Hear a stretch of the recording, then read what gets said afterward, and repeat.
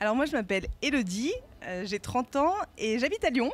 Voilà, moi Camille, donc sa sœur, et j'ai 27 ans et j'habite à Rennes. D'accord. Et alors vous avez créé une marque qui s'appelle Les Trésors des Sœurs Lulu. Tout à fait, on a créé cette marque en 2011 maintenant, ça passe très vite, il y a 3 ans. Donc on a commencé justement par le salon du vintage 2011 puisqu'on a retrouvé dans nos greniers un stock ancien de chapeaux que notre grand-mère avait puisqu'elle était chapelière dans le Jura dans les années de 20, enfin arrière-grand-mère des années 20 à 70.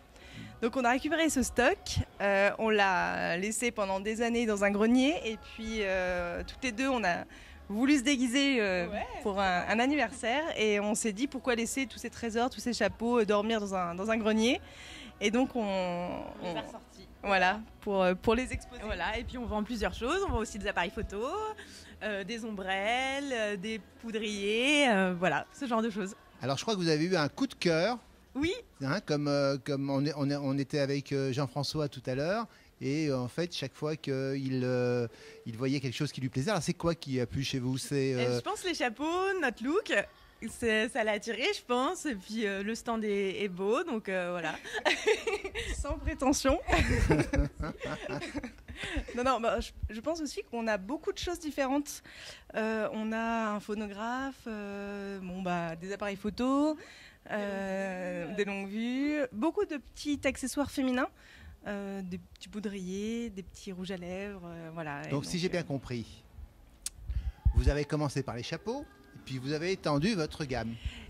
Alors, dans le stock en question, au départ, on avait tellement de chapeaux qu'on s'est dit on va commencer par les chapeaux.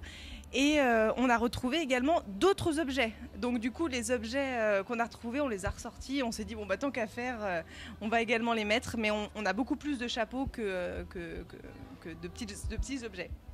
Et alors, est-ce que c'est vraiment ce qui vous a amené au vintage, ou est-ce que vous aviez déjà, on va dire, du ressenti pour cette époque ou pour cet élan? Et maintenant, comment vous considérez, vous, votre métier par rapport au vintage? Alors, on n'a pas vraiment à la base un élan dans tout ce qui est vintage en termes de tenue au départ. Hein. Oui. Par contre, ça se voit d'ailleurs. On est très féminine. Voilà. On aime la mode et on est venu à ce look justement parce qu'on a commencé à vendre des chapeaux vintage. Au départ, c'était pour on va dire, coller à l'image de ce que l'on vendait et dorénavant, ça devient une passion. Comment vous organisez votre distribution? Vous faites que les marchés ou comment ça se passe? On a un site, on vend des chapeaux sur un site et autrement au salon du vintage tous les gens. Tous les ans. Voilà. Et également sur Etsy.